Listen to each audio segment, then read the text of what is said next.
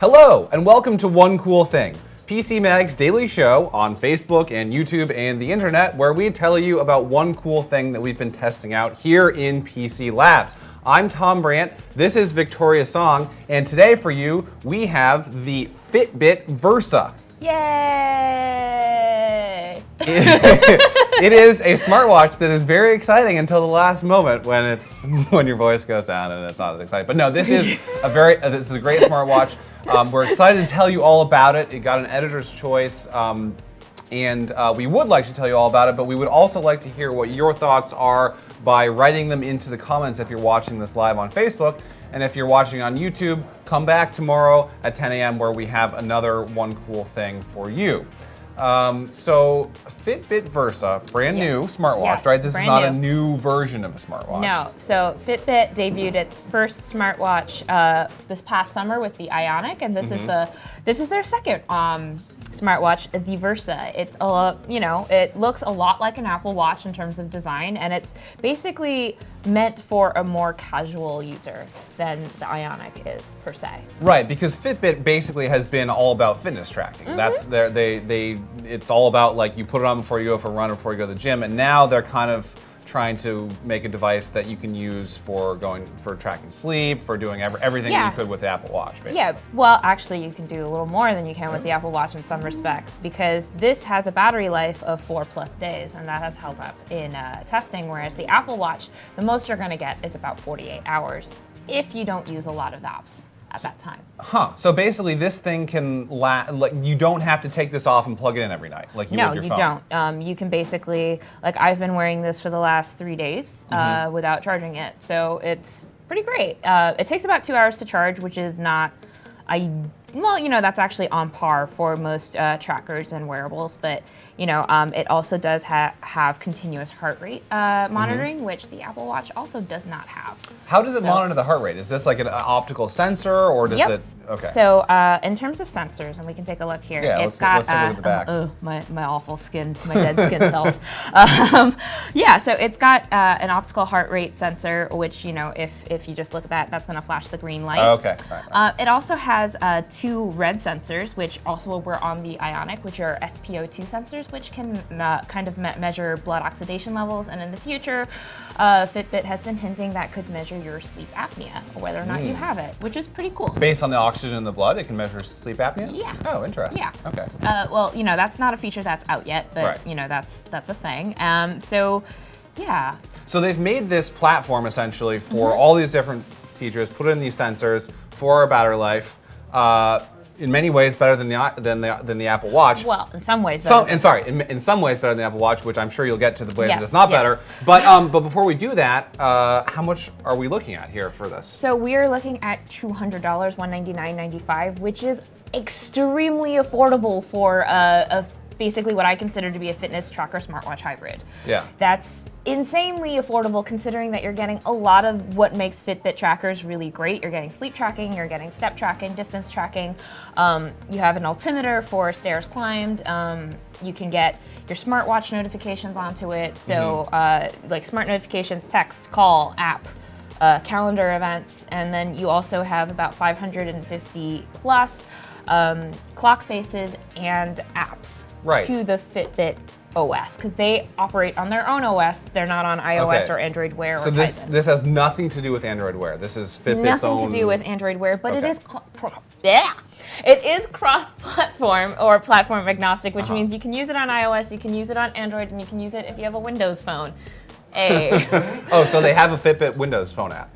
Apparently. Interesting. Yes. Well, we if you have that, let us know. If you're just joining us, this is the Fitbit Versa, and you may have just heard that it is an incredible deal for what it does, which is essentially a it's a fitness tracker and smartwatch rolled into one. Yes. But there's got to be some downsides to this. So, one of the things is that Fitbit OS, they only launched in, I believe, September, and they launched an SDK. So apps are still being developed. You do have more clock faces than when the Ionic launched in, I believe, August or September of last year. But your options aren't quite as large as, say, if you were on Android Wear or Samsung's Tizen system, or the Apple Watch. Right. So your freedom of expression in terms of the watch faces. There's quite a few good selections there, but if you have any skill in coding, you can make your own. But in terms of app selections, it's not as wide and varied. Let's go ahead and take a question. Is it waterproof? Yes, it is. So it is. It's what they call is water resistant up to 50 meters or 5 ATM. That means you can take it in the shower. I have, and it's fine. It means you can wash dishes with it, and it means you can go swimming. So it is capable of you can take it into the pool. And well, if it's 50 meters, you can go diving with it, right? You can go pretty deep, yeah. Yeah. Yeah. So basically, let's also talk about the buttons as well, because it is a touchscreen. You can swipe. Yes. But there's several different controls. So you controls. can swipe. You can swipe through the apps that I have loaded on here. There are touch controls. So if you press this will bring up your music. Let's turn it this way a little bit. Yeah. Yeah. So it'll bring up settings, and if you press it like a really long time, it should bring up your music controls, which. Yeah. This will bring up automatic exercise recording, so you can scroll through and pick your actual, activity that you're going to do. This also works as a back button, and this should bring up alarms. I like this idea of having buttons instead of that crown dial that the Apple Watch has, where you touch it and you're not sure. I mean, I don't have one myself, but a couple times I've used it, it's been very finicky. And I think you kind of have to calibrate and learn how to use it. Yeah. I personally prefer buttons as well, but yeah, it's pretty simple. You can edit what these buttons lead to. It'll lead to, by default, this and that. So if you want to change it, you can just press and drag the icons around. So that's pretty simple. Let's take another question. How comfortable is the watch face? The watch face or the watch? Yeah, so it's very comfortable. I basically was able to sleep with it and not notice that it's there. Sometimes you sleep with a smartwatch and it's very uncomfortable.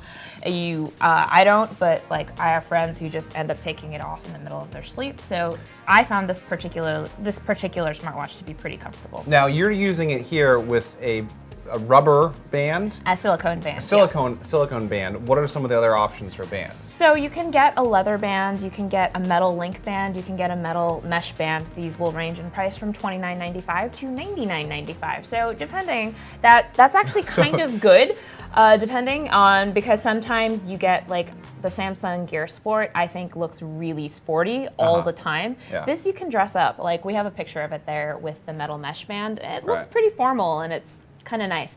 The one thing I wasn't a huge fan of was the fact that this has a ball pin enclosure to release it. To release it. I found it pretty finicky and hard to kind of take things on and off. I don't want to do it because I'm never going to get the strap back on. On the plus side, though, you're probably not going to be changing it too much, especially if these, if you're spending a lot of, you're not going to have a bunch of different bands. So. Speak for yourself, Tom. I like to be fashionable. I'll speak as someone who doesn't wear a watch, whether it's smart or Speak for yourself, Tom.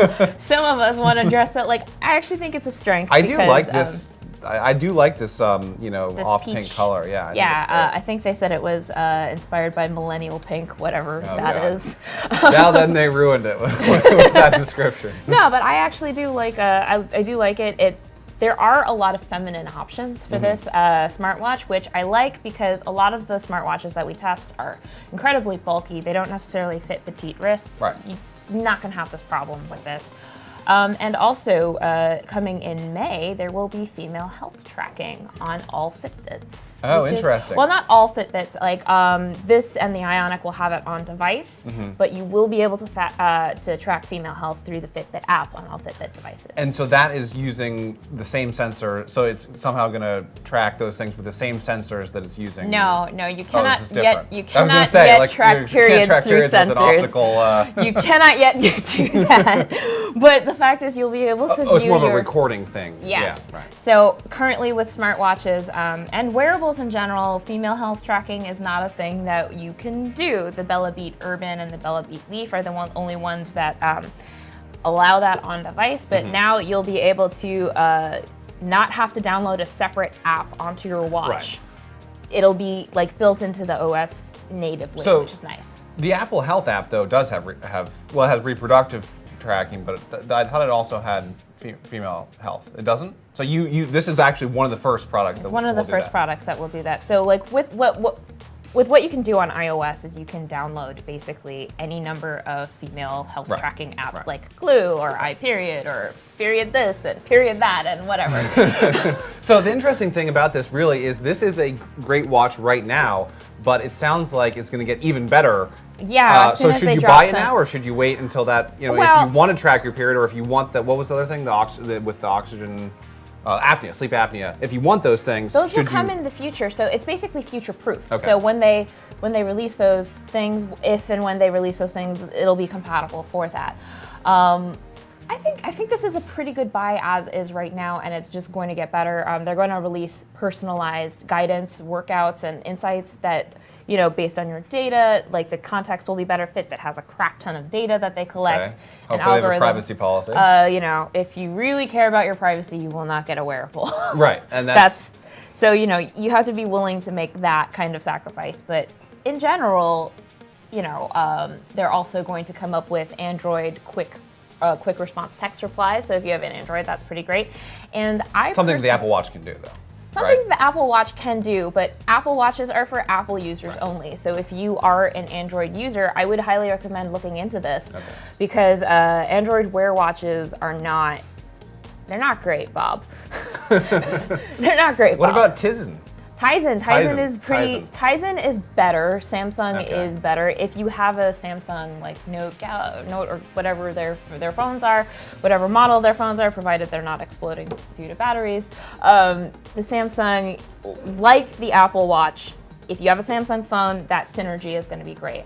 If you don't, though, if you just have a normal, whatever, Android phone, then this is a pretty good option for you. So the Fitbit Versa, let's take another question. What's the material made of? Is it LCD? The screen? Yeah, screen. I believe so. It's a pretty nice looking screen. It's got a 300 by 300 pixel screen resolution. I will say that the bezel is kind of thick.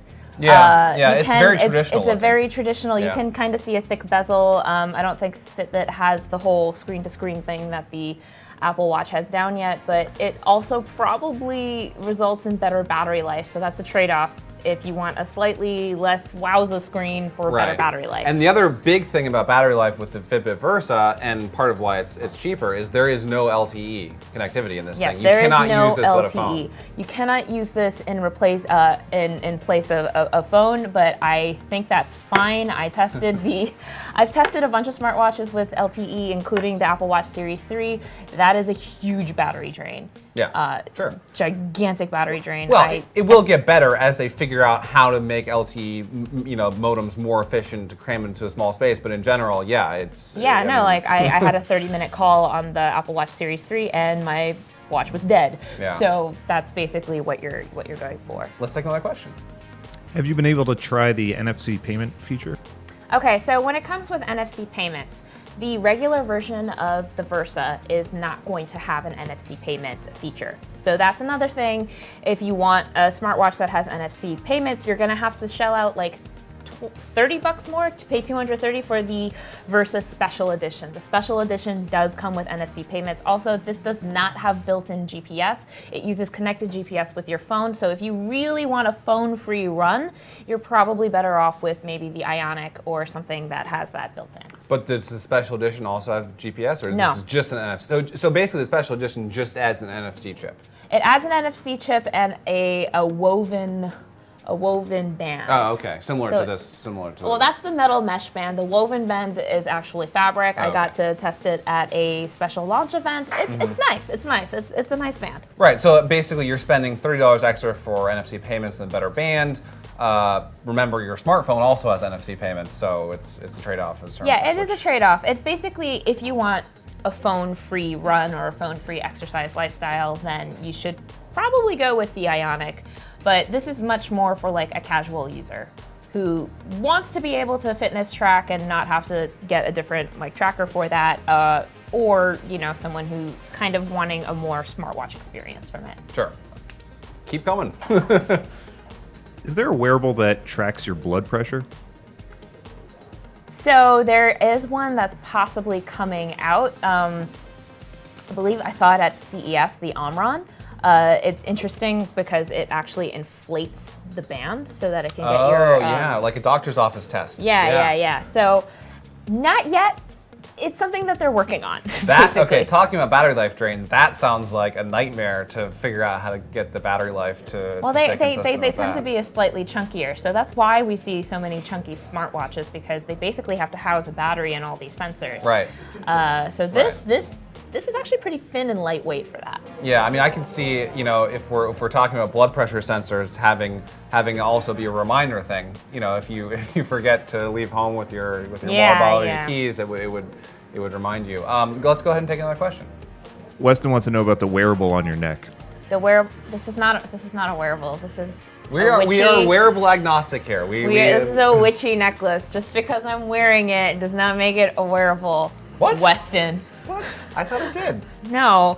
I've had so many people go like, what does this track? Well, it's like, nothing. It's a fashion accessory. That's it. Okay, so that's actually an interesting thing, though, that we can definitively say that wearables does not mean everything that you wear. I think. Yeah.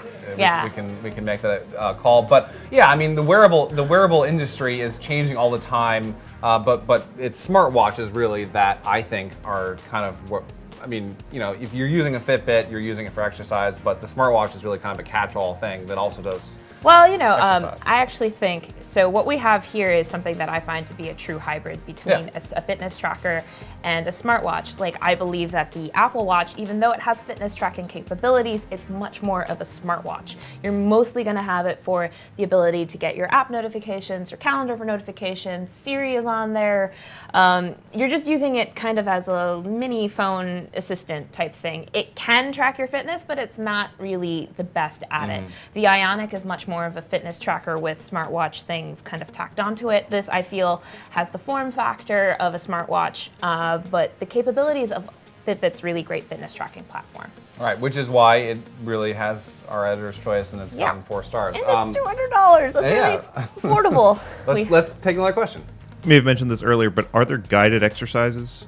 Yes. So there is an app on here called Fitbit Coach, where you can get on-screen guided exercises. Like there's like an ab workout. There's things that you can do. I think they're going to be expanding that in the future, or that's what my conversations with them have led me to believe. So you can get guided workouts directly on here. Oh, actually, one thing with that reminded me of, how accurate is this? This is very accurate. If you want to pull down let's go. Yeah. To my very scientific testing methods. No, but so I think I might have passed it. It's under accuracy. Accuracy. Oh, right. There's a whole section. Okay. Yeah, there's a whole section about that. Fitness features. Is this? Yeah, actually that is. Okay. So basically what I do to test these things is I wear a chest strap, the Polar H10, it's a heart rate monitor, and I will wear the Yemex SW200 DigiWalker. It is a pedometer that's used in clinical studies, and I will wear this handy dandy tracker, and I will do a 3.5 mile per hour 1 mile walk and a 5.5 mile per hour run for 1 mile, and basically track the steps and the heart rate. And in both cases, it was within 5 to 10 BPM of my heart rate with the chest strap, and I think it was about 2.5% off under reporting, which is pretty and is that good. That is good. Okay, that margin is of error 2% is pretty good for a smartwatch. That's pretty good for a smartwatch. Is that similar accuracy to the Ionic? Yes. Okay. Yes. Let's take another question. When can I get one?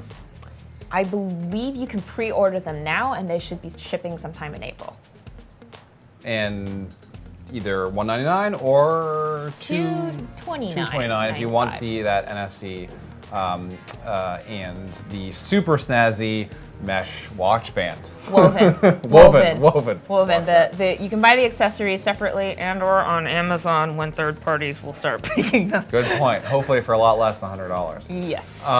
So this is the Fitbit Versa, which is not the car. It is a wearable that you put on your wrist. It's Versa for versatile. Right, Versa for versatile. And it really is a versatile smartwatch, one of the best we've tested. We gave it an editor's choice Read the full review up at pcmag.com, and we thank you very much for watching us and asking your questions, which we love to answer. Please come back tomorrow. We'll do it all again at 10 a.m. Eastern Time with yet another one cool thing.